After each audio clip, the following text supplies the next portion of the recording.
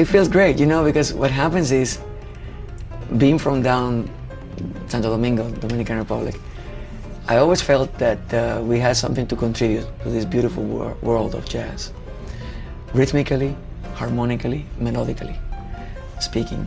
So ever since I fell in love with jazz when I was 14 years and a half, when I heard the great Art Tatum playing a solo piano version of D42, I always wanted to become a jazz musician first. So I studied the whole tradition of jazz.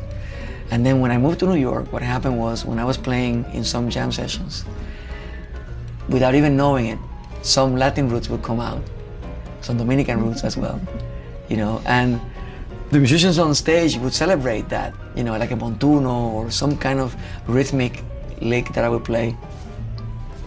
I said, well, what? I said, well, play more of that, play more of that. I said, well, that's like things that I grew up with. Oh, well, play more of that, we like that. And that's where I rediscovered myself in New York. When you move to a big metropolis like New York, you only have two choices. Or you blend in and dilute yourself, or you find yourself within the diversity. And that's, I think, what happened to me. I discovered my sounds, my roots, and just brought them out in my music and put them together with all the studies of jazz that I had done.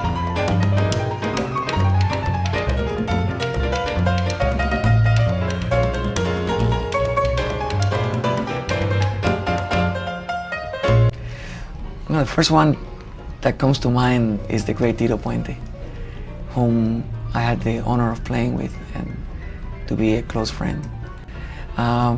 Tito I met in 1982.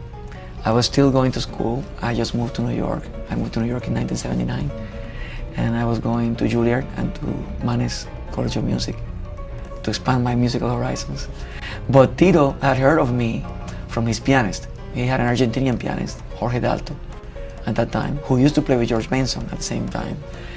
And what happened is Jorge had a conflict of dates and he couldn't make the Montreal Jazz Festival that year. And he recommended me to Tito, and just Tito called out of the blue and invited me to come and play with him. And he was such a generous leader and great human being. And because of that, I finally, took me all these years, but I dedicated to him a composition on this album, on Triángulo. It's as a tribute, because over the years he invited me to Carnegie Hall, to Miami, to Cannes in Midem in France, and we always burned on stage. So that's what, that energy is what I tried to capture in this song, which is called Descarga for Tito Puente, which would mean something like jamming for Tito Puente.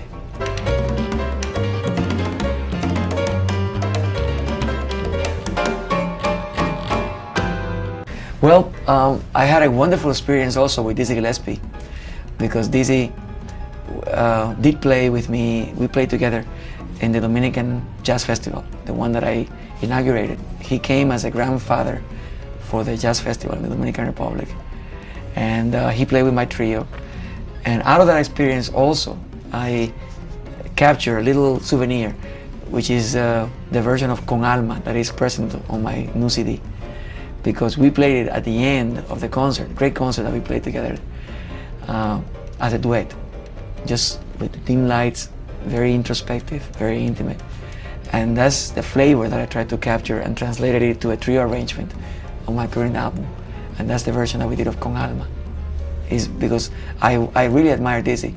Dizzy happens to be a very important figure for all Latin American, Hispanic jazz players, because he opened the door when he tried to put together the African roots of the Caribbean together with the African roots of jazz in the US, and created what was at that time called Afro-Cuban jazz, which nowadays we call Latin jazz.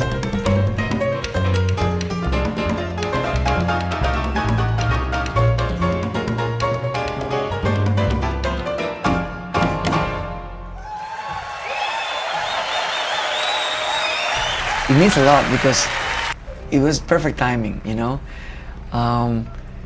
Since this record was so full of tender colors, you know, and intimacy, and you can literally hear me caressing the keys, and I really insisted in the colors of the cymbals, the tuning of the drums, you know, and how Anthony uses all the different touches on his instrument. I wanted to capture that And that is tricky to capture on CD. But by being on Telarc, which is an audiophile label, and by them proposing to me, let's do it super audio as well as regular audio, I thought it was perfect, you know. And on top of that, the engineer happened to be originally a fan of mine 10 years ago, and now he's like one of the top engineers at Telarc. Yeah. And it was just perfect. And so super audio, I went for it. And in the super audio, we created two different matrices. One like a triangle, and the other one that is complete surround. So there are like 3 different aspects in that super audio CD.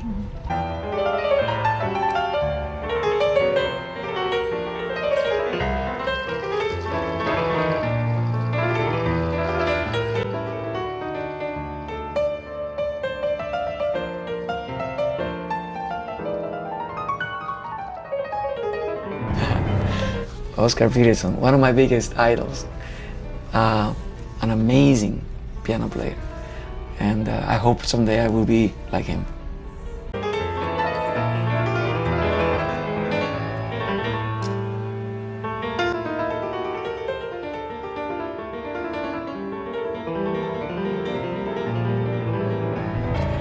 Art Tatum, in the words of Oscar Peterson, was God playing the piano.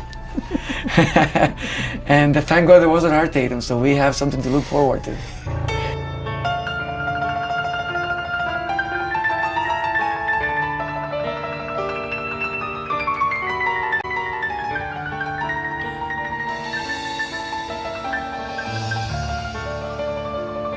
Oh, Chick is also a friend, and Chick Corea also brought Latin roots into the music and contributed to develop more what we have today as Latin jazz.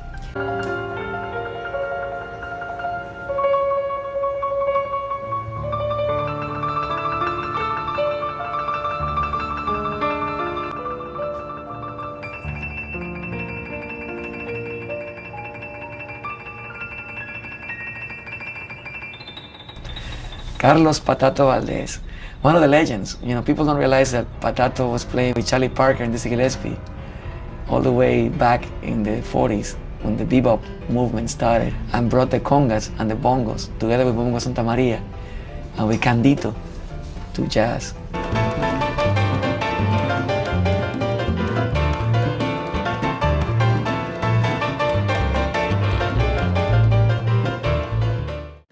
Calle 54, the soundtrack. All of the jaw-dropping performances from Fernando Trueba's amazing film, available on CD from Blue Note Records, featuring Elian Elias, Michel Camilo, Chucho Valdés, Israel Cachao Lopez, Paquito de Rivera, and Tito Puente.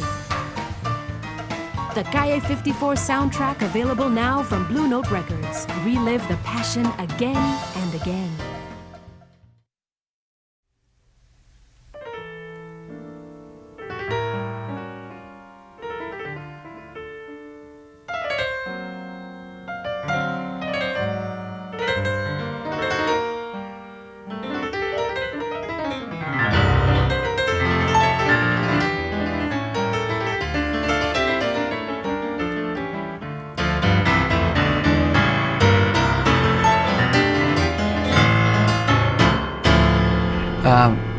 I also felt great to be invited to participate in this film called Calle 54, done by a good friend of mine, Fernando Trueba, who is a wonderful film director from Spain and is an Oscar winner for Best Foreign Film. And this film is a very important documentary about Latin jazz and the state of the art in Latin jazz. It's 11 different portraits of 11 different artists.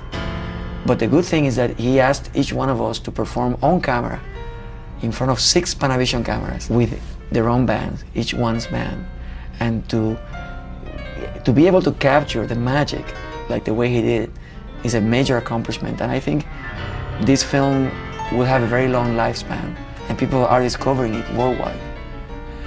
And it's wonderful to see how the audiences are discovering our music through this film. So Calle 54, of course, means 54th Street. And it's because the movie studio where we made it was located at 54th Street in Manhattan, New York.